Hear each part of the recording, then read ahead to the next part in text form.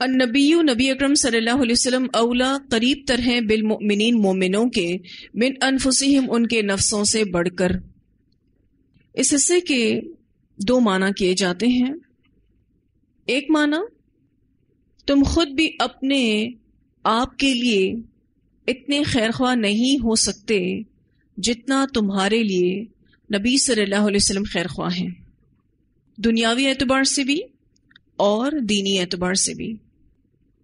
اور اس کا دوسرا معنی یہ کیا جاتا ہے کہ رسول اللہ صلی اللہ علیہ وسلم زیادہ مستحق ہیں کہ مومن ان کو اپنی جانوں سے بڑھ کر ویلیو کریں، اہمیت دیں، سب لوگوں سے بڑھ کر نبی اکرم صلی اللہ علیہ وسلم کا احترام کریں، ان کی اطاعت کریں۔ اس آیت کے حصے کا جو پہلا معنی تھا النبی اولا بالمؤمنین من انفسہم، کہ تم خود بھی اپنے لیے اتنے خیرخواہ نہیں ہو سکتے جتنا کہ تمہارے لیے نبی اکرم صلی اللہ علیہ وسلم خیرخواہ ہیں۔ اس بارے میں ایک روایت ملتی ہے، سیدنا ابو ہریرہ رضی اللہ عنہ کہتے ہیں کہ آپ صلی اللہ علیہ وسلم نے فرمایا، جتنے بھی مومن ہیں میں ان سب کا دنیا اور آخرت کے کاموں میں سب لوگوں سے زیادہ حقدار ہوں، یعنی خیرخواہ ہوں۔ جو مومن مرتے وقت مال و دولت چھوڑ جائے، اس کے وارث اس کے عزیز اور اقارب ہوں گے جو بھی ہوں، اور اگر وہ کچھ قرضہ یا چھوٹے چھوٹے بال بچے چھوڑ جائے تو وہ میرے پاس آئیں، میں ان کا کام چلانے والا ہوں۔ اسے بخاری نے روایت کیا ہے۔ یعنی اگر وہ کوئی وراثت چھوڑ کر گیا ہے تو بے شک اس کے وارثین اس کو لے کر جائیں گے، لیکن اگر وہ کوئی قرضہ چھوڑ گیا ہے، چھوٹے چھوٹے بچے چھوڑ گیا ہے، تو ان کی ذمہ داری میں لیتا ہوں۔ تو نبی اکرم صلی اللہ علیہ وسلم ہمارے لیے بہت خیر خواہ، دنیاوی اعتبار سے بھی اور دینی اعتبار سے بھی۔ تو کوئی شخص بھی آپ کے لیے اتنا سنسیئر نہیں ہو سکتا جتنا سنسیئر ہمارے لیے نبی اکرم صلی اللہ علیہ وسلم ہے۔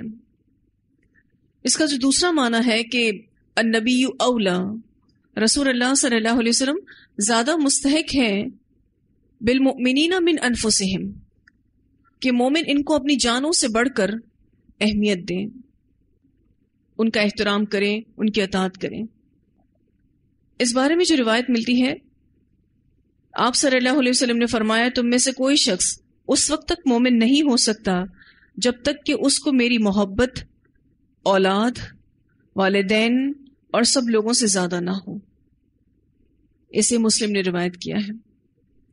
ایک اور روایت میں نبی اکرم صلی اللہ علیہ وسلم نے فرمایا، کوئی شخص اس وقت تک مومن نہیں ہو سکتا جب تک کہ اپنی خواہش نفس کو اس چیز کے تابع نہ کر دے جو میں لایا ہوں۔ اسے مشکات نے روایت کیا ہے۔ ایک اور روایت میں آتا ہے، سیدنا عبداللہ بن ہشام فرماتے ہیں کہ ہم آپ صلی اللہ علیہ وسلم کے ساتھ تھے اور آپ صلی اللہ علیہ وسلم سیدنا عمر رضی اللہ عنہ کے ہاتھ پکڑے ہوئے تھے۔ سیدنا عمر رضی اللہ عنہ کہنے لگے، یا رسول اللہ صلی اللہ علیہ وسلم، آپ صلی اللہ علیہ وسلم میرے نزدیک اپنی جان کے علاوہ ہر چیز سے محبوب ہے۔ آپ دیکھیں تو نبی اکرم صلی اللہ علیہ وسلم نے حضرت عمر کا ہاتھ تھاما ہوا ہے، تو حضرت عمر نے وہ محبت محسوس کی ہوگی۔ تو حضرت عمر نے کہا کہ اے اللہ کے رسول صلی اللہ علیہ وسلم، آپ مجھے ہر چیز سے پیارے ہیں سوائے اپنی جان کے۔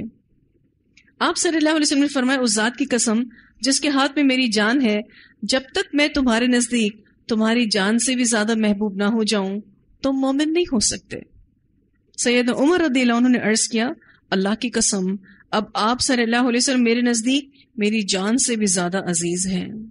کیونکہ یہ سوال جب حضرت عمر نے اپنے آپ سے کیا ہوگا کہ اگر مجھے نبی اکرم صلی اللہ علیہ وسلم کے لیے جان بھی دینی پڑے تو کیا میں پیچھے ہٹوں گا؟ تو لازمی طور پر یہی جواب آیا ہوگا کہ نہیں۔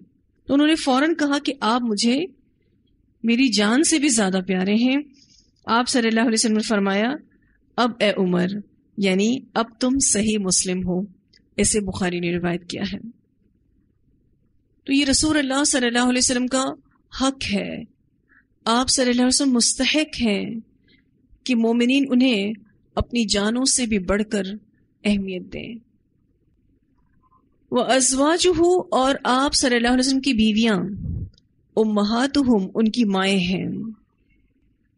دوسری اہم بات اس آیت کی کہ نبی اکرم صلی اللہ علیہ وسلم کی بیویاں مومنوں کی مائیں ہیں، کیونکہ جب نبی روحانی باپ ہوا تو اس کی بیویاں روحانی مائیں ہوئیں۔ نبی اکرم صلی اللہ علیہ وسلم کی وفات کے بعد آپ کے ازواج سے کوئی شادی نہ کر سکے گا، کیونکہ وہ سب مومنوں کی مائیں ہیں۔ یہ بات انشاءاللہ آپ اسی صورت میں آگے بھی پڑھیں گے کہ آپ صلی اللہ علیہ وسلم کی ازواج صرف اور صرف رسول اللہ صلی اللہ علیہ وسلم کے لیے خاص ہیں۔ نبی اکرم صلی اللہ علیہ وسلم وفات پا جائیں گے تو بھی کوئی ان سے شادی نہیں کر سکتا، لیکن باقی احکام بدستور رہیں گے، یعنی یہ امت کی مائیں پردہ بھی کریں گی اور وہ کسی کی وارث نہیں بن سکتی۔ ماں کا چونکہ وراثت میں حصہ ہوتا ہے، لیکن یہ روحانی مائیں ہیں، یہ وارث نہ ہوں گی۔ وَأُولُو الْأَرْحَامِ اور رحم والے رشتے، بعضُہُم ان میں سے بعض، اولا ببعض نزدیک تر ہیں بعض کے، فی کتاب اللہ اللہ کی کتاب میں، من المؤمنین مومنوں میں سے، والمہاجرین اور مہاجرین میں سے، الا مگر ان تفعلوا یہ کہ تم کرو، الی اولیاءکم طرف اپنے دوستوں کے، معروفہ کوئی بھلائی۔ تیسری اہم بات اس آیت کی کہ اللہ سبحانہ تعالیٰ کی کتاب کی روح سے مہاجرین اور مومنین کے مقابلے میں رشتہ دار وراثت کے حقدار ہیں، الا یہ کہ ان دوستوں کے لیے کوئی خود سے کچھ کر جائے جو کہ معروف ہو، الا ان تفعلوا الی اولیاءکم معروفا، مگر یہ کہ تم کرو طرف اپنے دوستوں کی کوئی بھلائی، کوئی ہدیہ، کوئی صدقہ، کوئی وصیت۔ وصیت کتنی کی جا سکتی ہے؟ 1/3۔ تو معروف طریقے سے اپنے دوستوں کو کچھ بھی دیا جا سکتا ہے، مثلا معروف طریقہ ہدیے کا ہے، کوئی تحفہ دے دیا جائے، معروف طریقہ صدقے کا ہے، معروف طریقہ وصیت کا بھی ہے۔ تو رشتہ دار اللہ کے قانون کے مطابق زیادہ قریب ہیں مومنوں اور مہاجرین کے مقابلے میں جہاں وراثت کا معاملہ آئے گا۔ کان ذالک ہے یہ بات، فی الکتابی کتاب میں، مستورہ لکھی ہوئی۔ فی الکتابی سے مراد لوح محفوظ بھی ہے اور قرآن بھی ہے۔ اس آیت میں 3 اہم باتیں بیان کی گئی ہیں۔ پہلی اہم ترین بات رسول اللہ صلی اللہ علیہ وسلم کی قدر و منزلت اور عظمت کو بیان کیا گیا، یہ کہہ کر النبی اولا بالمؤمنین من انفسہم۔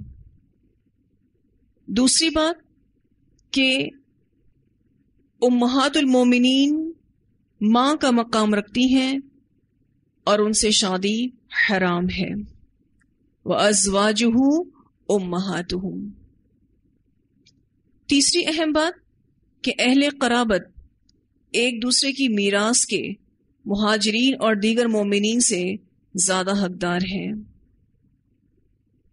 وَأُولُو الْأَرْحَامِ بَعْضُهُمْ أَوْلَى بِبَعْضٍ فِي كِتَابِ اللَّهِ مِنَ الْمُؤْمِنِينَ وَالْمُهَاجِرِينَ إِلَّا أَن تَفْعَلُوا إِلَىٰ أَوْلِيَائِكُمْ مَعْرُوفًا، اگر کوئی اپنے دوست کے لیے کچھ کرنا چاہتا ہے، مومنین اور مہاجرین کے لیے کچھ کرنا چاہتا ہے، تو ان کے لیے صدقہ، ہدیہ اور وصیت جیسی صورتیں باقی ہیں۔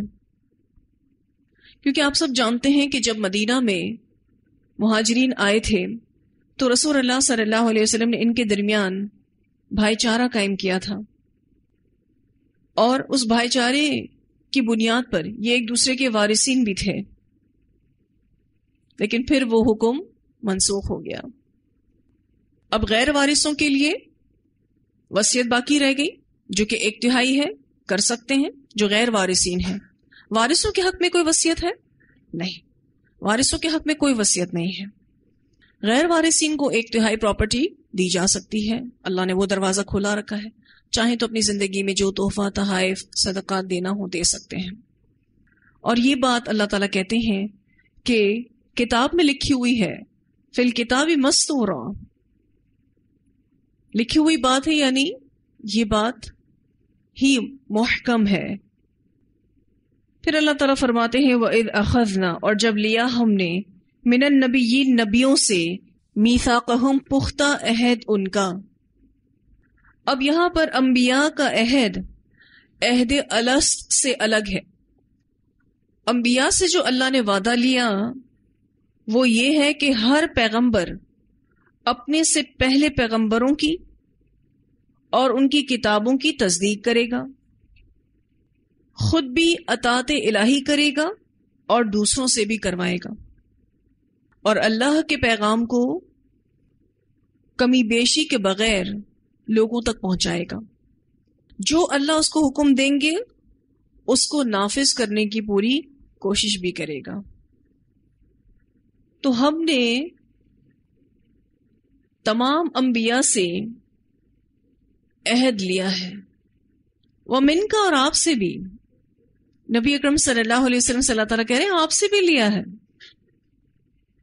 ومن نوح، اور نوح علیہ السلام سے بھی، وابراہیم، اور ابراہیم علیہ السلام سے، وموسیٰ، اور موسیٰ علیہ السلام سے، وعیسیٰ ابن مریم، اور عیسیٰ ابن مریم سے بھی۔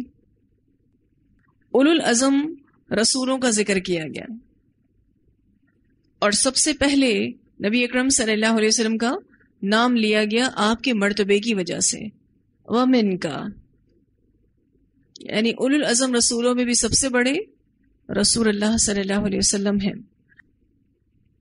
اس مقام پر نبی اکرم صلی اللہ علیہ وسلم کو عہد یاد دلایا جا رہا ہے ومن کا کہہ کر کہ آپ جو منہ بولے رشتوں کے معاملے میں جاہلیت کی رسم توڑنے سے جو جھجک رہے ہیں، جو ہم نے پچھلی تفسیر میں پڑھا تھا، آپ ڈر رہے ہیں کہ دشمن آپ پر تان کریں گے، آپ اس کی قطعاً پرواہ نہ کیجیے۔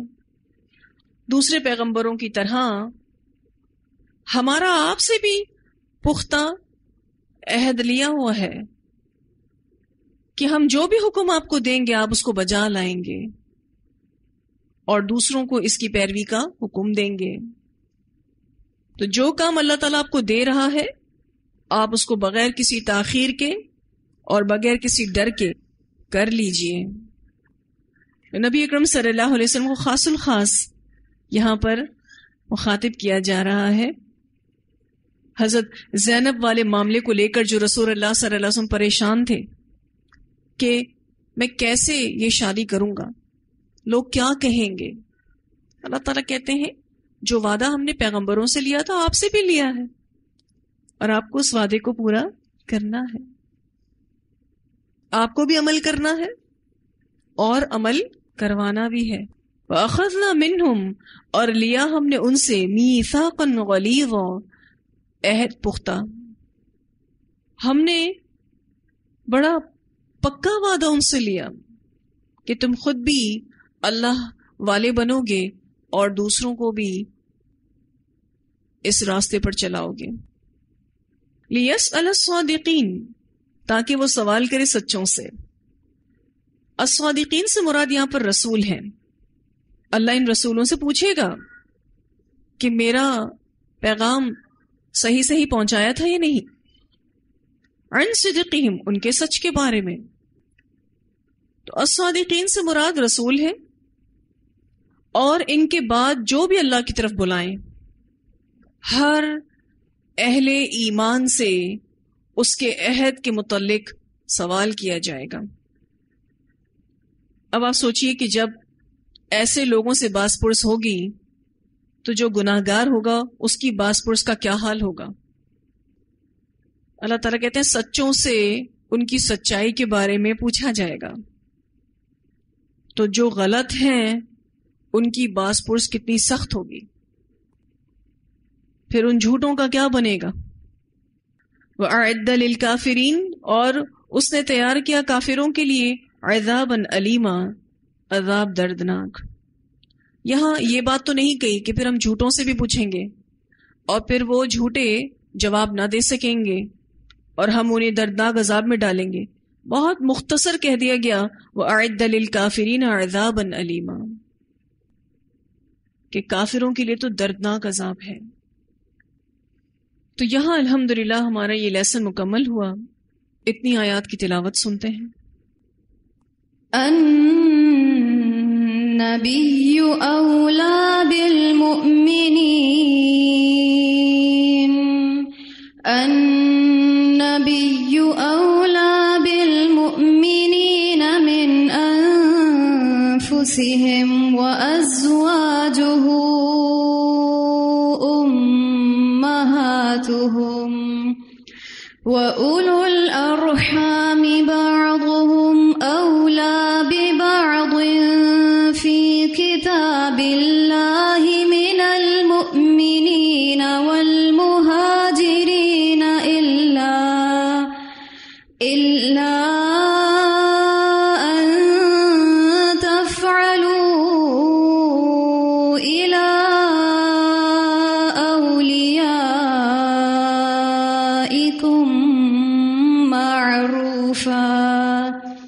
كان ذلك في الكتاب مسطورا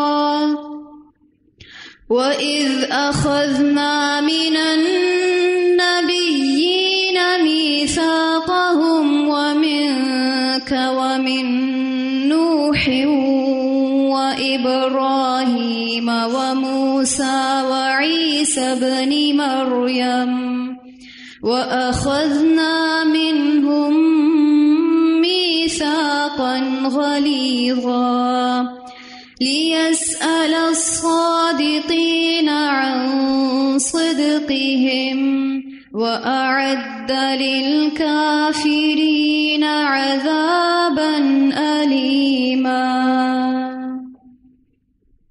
نبی اکرم صلی اللہ علیہ وسلم کی جو یہاں قدر و منزلت اور عظمت بیان کی گئی ہے کہ جتنے آپ صلی اللہ علیہ وسلم ہمارے لیے خیر خواہ ایسا کوئی بھی نہیں ہے۔ ہم پڑھ چکے ہیں کہ نبی اکرم صلی اللہ علیہ وسلم جب تہجد میں نماز پڑھا کرتے تھے تو ان کے پیروں میں ورم آ جاتا تھا، اور وہ اپنی امت کی مغفرت کے لیے اور ہدایت کے لیے لمبی لمبی دعائیں کیا کرتے تھے، اور یہ آپ صلی اللہ علیہ وسلم کے خیر خواہ ہونے کی علامت ہے امت کے لیے۔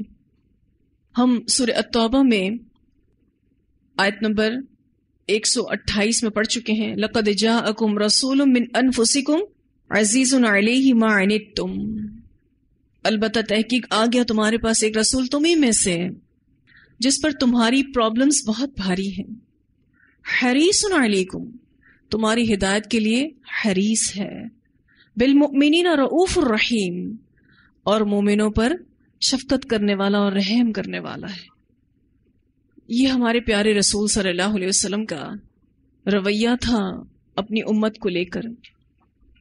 اور مومن بھی پیغمبر کی اطاعت تبھی کر سکتا ہے جب وہ ان فیلنگز کو محسوس کرے کہ آپ صلی اللہ علیہ وسلم میرے لیے سب سے زیادہ خیر خواہ ہے، تو اطاعت میں یہ چیز مددگار ہے۔